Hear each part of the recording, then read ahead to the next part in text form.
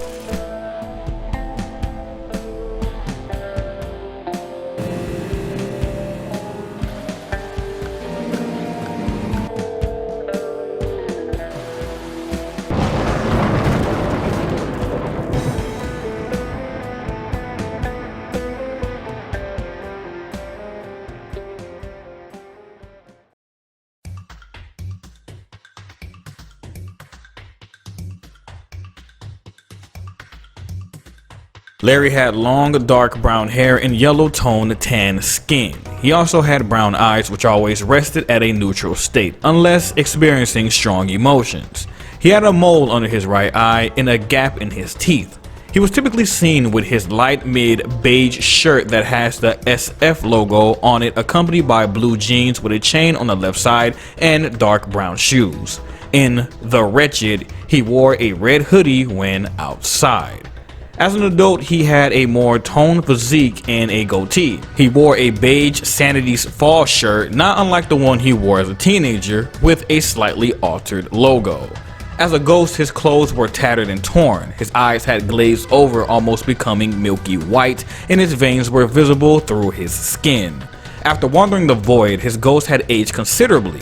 His beard had grown exceptionally longer, and he donned a brown robe with a pointed hood, giving him a wizardly appearance. He also wore the dead stone around his neck.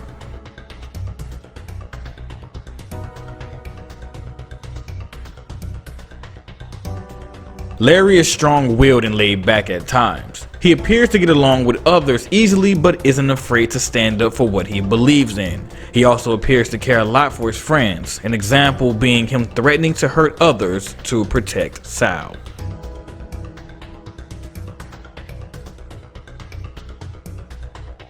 Prior to the events of episode 1, Larry Johnson is the firstborn child and only son of Jim and Lisa Johnson. He led a relatively charmed and peaceful life in Addison Apartments and was especially close with his father, developing a shared taste in heavy metal and an above average sense of curiosity. Life took a turn for Larry when he played with firecrackers against his parents' will and accidentally killed Mrs. Gibson's pet rabbit. The same night, he encountered a red-eyed demon who reached out and touched the boy.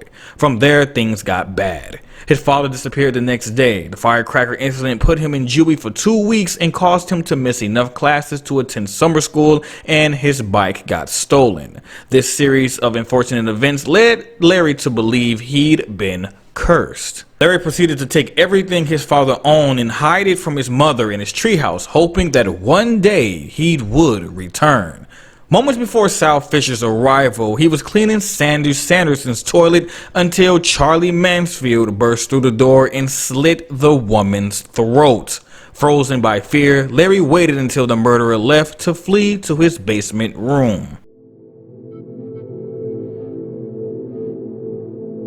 Larry becomes fast friends with Sal when the latter is introduced by the former's mother. They bond over Sanity's fall in art. When the murder of Sanderson is brought up, Larry confides in Sal what he had witnessed. Sal agrees to help, and the two devise a plan to put Charlie behind bars.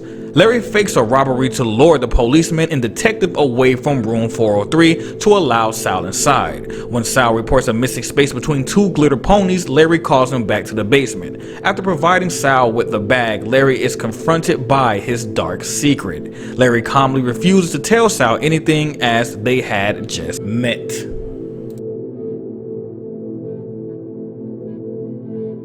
A few months after the arrest of Charlie Mansfield, Larry lends a comforting ear to Sal's nightmares and decides he could trust Sal with the story of his curse.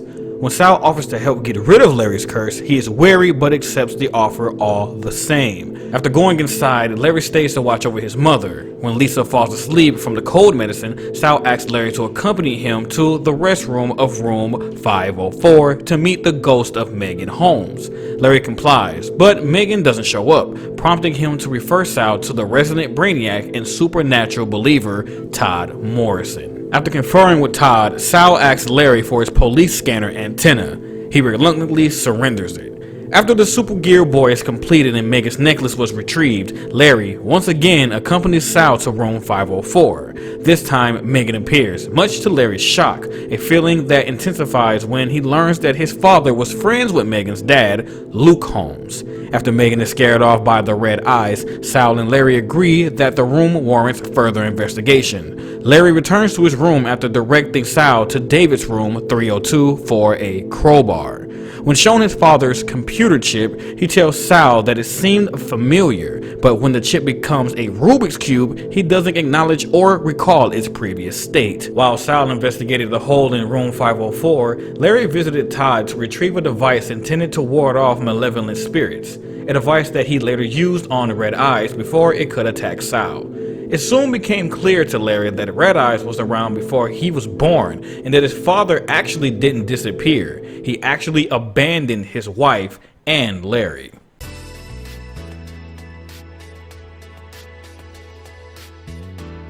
Larry first meets up with Sal and Ashley Campbell and offers to get even with the school bully Travis Phelps, an offer that Sal declines.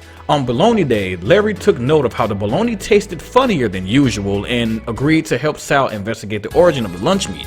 He and Sal asked the lunch lady Kim Yazzie about the origins of the bologna, but they were coldly turned away, causing them to seek alternate solutions in the form of Kim's records.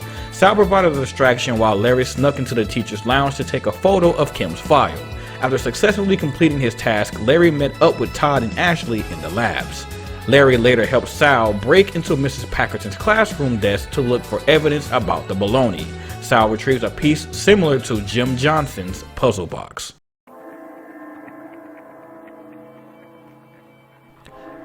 Larry helps Sal break into Packerton's apartment and unlock the refrigerator to find a severed head of a goat, making Larry pleased that his guess about the bologna being goat meat was accurate. When Sal meets Mr. Packerton in a vegetative state, he overhears the spirit pleas to be euthanized. Larry will fulfill this request if Sal refuses to. The sound of someone entering the room forces Larry and Sal into hiding, the former making an effort to shield the latter, but the newcomer was just Ashley. During their brief period in hiding, Larry found a key ring for the other locked room. When the blood-stained Foot Locker refrigerator is opened to reveal the deboned flesh of the missing students at Knockfield High, Larry vomits twice but is nonetheless satisfied that the origin of the bologna had been solved. Before they could leave, Ashley discovers and falls down a hidden trash chute behind a painting of a farm. Larry is thrown into a state of panic and swiftly goes with Sal to retrieve Todd and visit the basement.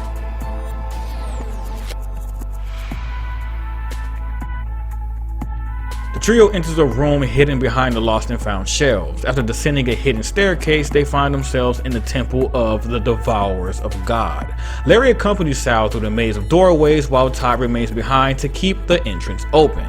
Much to Sal and Larry's relief, they find Ashley alive atop a pile of bones from the cult's victims. After safely extracting her from the temple, Larry proposes that they should kill Packerton so she can't hurt anyone else. Todd and Ashley agree, but Sal protests, insisting they sleep on the decision. The decision is made for them, however, when Mrs. Packerton is killed in a drunk driving accident.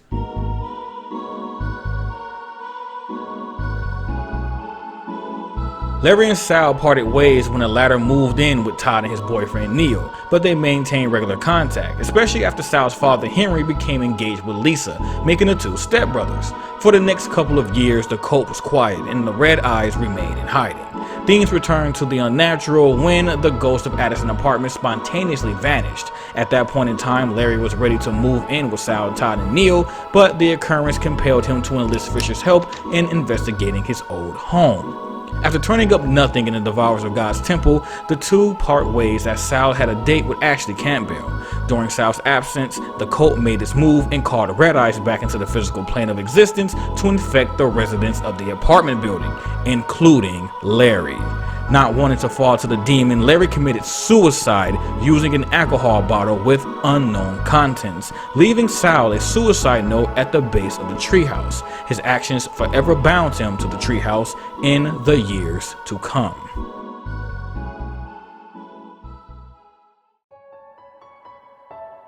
When Sal Fisher returned to the building and found the suicide note, the Red Eyes capsule crashed into the apartments and continued to infect the residents. Larry aided Sal on the spiritual plane by weakening the capsule protections and sealing the anomaly hotspots, temporarily releasing the people from the thrall of Red Eyes. However, the efforts of the stepbrothers were for naught. Even after Sal killed the Endless One, Red Eyes maintained its grasp on the individuals, mandating their execution to stop it from spreading.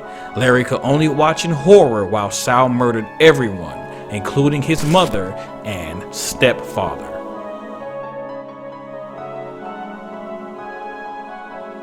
When Dr. Enon visits Larry's treehouse to honor Sal's request, the boy's ghost appears to greet him and begs for help. He only succeeds in scaring Enon and accidentally causing him to plummet to his death, and unintentionally sealing Sal's fate via a replacement for the Doctor from the Devourers of God. After Sal was given the death penalty in court, Larry remained confined to the location of his suicide, the treehouse. He received a visitor in the form of a desperate Ashley Campbell, desperate to find evidence of Sal's innocence. Ash took a picture of Larry's ghostly form, but the flash scared him away before Ashley departed. Larry's body is still not found even after Sal was executed for a long time. Todd was captured and held inside the church by the cult.